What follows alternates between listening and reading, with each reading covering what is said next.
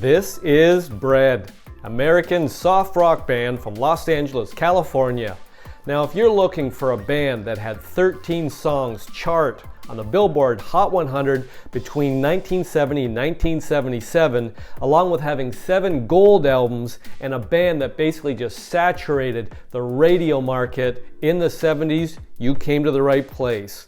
This video will examine the life and music of the soft rock band Bread.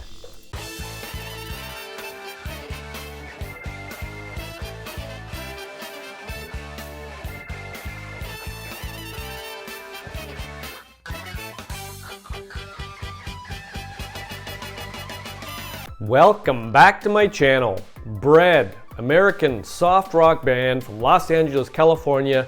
They had 13 songs chart on the Billboard Top 100 between 1970 and 1977.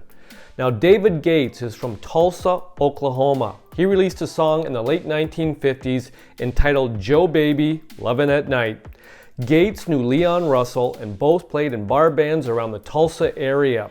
Both Gates and Russell headed to California to check out the music scene there. Before forming Bread, Gates had worked with Royer's previous band, The Pleasure Fair, who recorded one album with the Uni record label, with Gates producing and arranging. Royer then introduced Gates to his songwriting partner, Griffin, and the trio joined in 1968 and signed with Elektra Records in January 1969.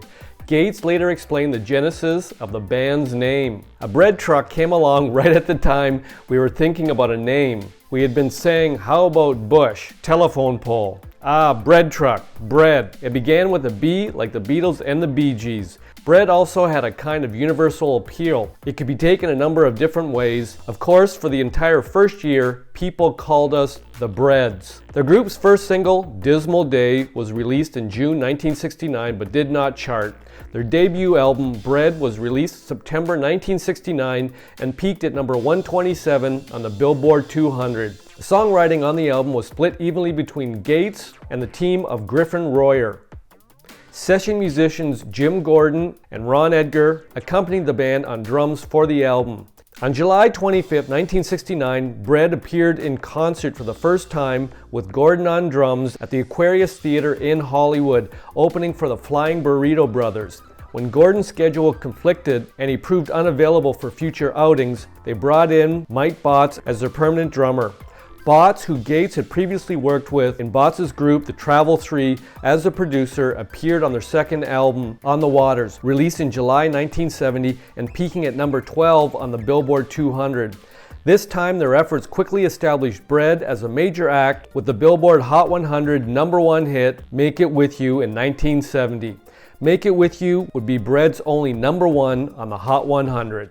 For their next single, Bread released a re-recorded version of It Don't Matter to Me, a Gates song from the first album. This single was a hit as well, reaching number 10. Bread began touring and recording their third album titled Manna, released in March 1971, which peaked at number 21 and included Let Your Love Go and the top 5 hit single, If. As with the first album, songwriting credits were split evenly between Gates and Griffin Royer. Royer, after conflicts with other members of the band, left the group in the summer of 1971 after 3 albums, although he would continue to write with Griffin. He was replaced by Larry Knechtel, a leading Los Angeles session musician who had played piano and harpsichord on the Beach Boys' Pet Sounds album and on Simon & Garfunkel's Bridge Over Troubled Water single in 1970. In January 1972, Bread released Baby I'ma Want You, their most successful album, peaking at number 3 on the Billboard 200.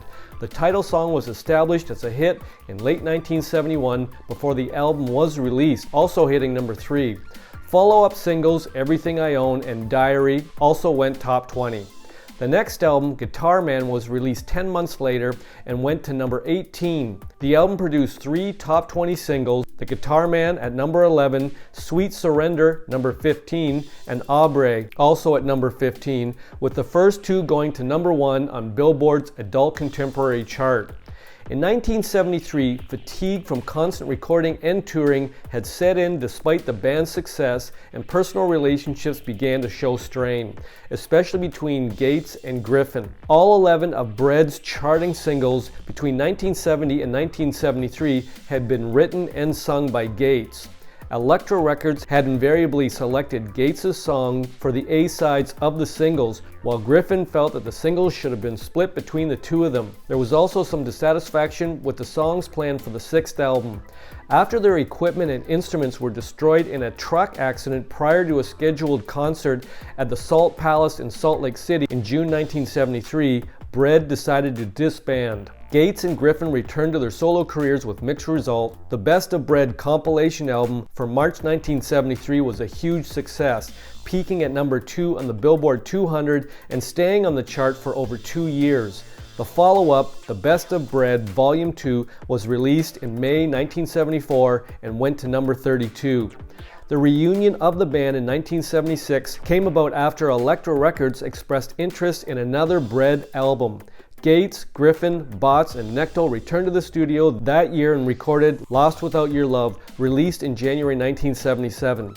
The title track, again written and sung by Gates, was the band's last top 10 hit, peaking at number 9 on the singles chart. The comeback record reached number 26 on the Billboard 200 and was Bread's 7th consecutive album to be RIAA certified gold.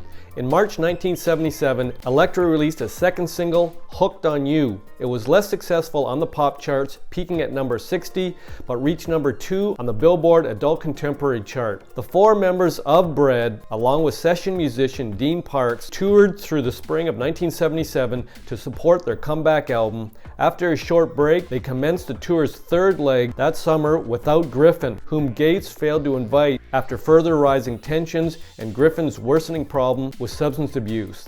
They ended the year with no further plans to record as a group. In 1978, Gates enjoyed success as a solo artist with the hit singles Goodbye Girl, which reached number 15 from the movie The Goodbye Girl, and Took the Last Train, which reached number 30. He then continued to tour with Botts and Knechtel as David Gates and Bread, making TV appearances, including a guest shot on the Hardy Boys Mysteries, which aired in November 1978. The group's 1978 touring lineup once again included Dean Parks for their June tour of the UK and Europe. By their fall dates back in the US, Parks had left and the stage lineup had expanded to include Warren Ham on woodwinds, keyboards, and backing vocals, Bill Ham on guitars, and David Miner on bass. This led to a legal dispute with Griffin over the use of the band's name, of which Griffin was co-owner. In the dispute, Griffin again complained that Gates' songs were given preference as singles over his. The resulting litigation, which resulted in the Bread name being retired altogether by late 1978, was not settled until 1984. After leaving Bread in 1971, Royer stuck mostly to songwriting, still teaming up with Griffin on the occasion. As with Griffin, he eventually kicked his drug problems, and his success was mostly in writing for artists in the country music field in the 1980s and 1990s. In 1994, Royer, Griffin, and Knechtel reunited under the name Toast. Knechtel had continued to be an in-demand session player, backing up such artists as Elvis Costello. In September 1994, after being out of the spotlight for 13 years, Gates released a new solo album, Love Is Always 17. In 1990, Griffin founded the country music supergroup Black Tie with Billy Swan and former Eagles member Randy Meisner. After this entity broke up, he recorded 2 albums as a member of another country group, the Remingtons. In 1996, having settled their differences, the original members, Gates, Griffin, Botts, and Knechtel, reunited Bread for a final and successful 25th anniversary tour of the United States, South Africa, New Zealand, Australia, the UK, Ireland, and Asia. This time out, the group was accompanied by Randy Flowers on guitar, Scott Chambers on bass, and a string section to help them capture the sounds of the records. This tour was extended into 1997, which would be their last year the members of Bread would ever perform together. Gates and the others then resumed their individual careers. Bread was inducted into the Vocal Group Hall of Fame in 2006.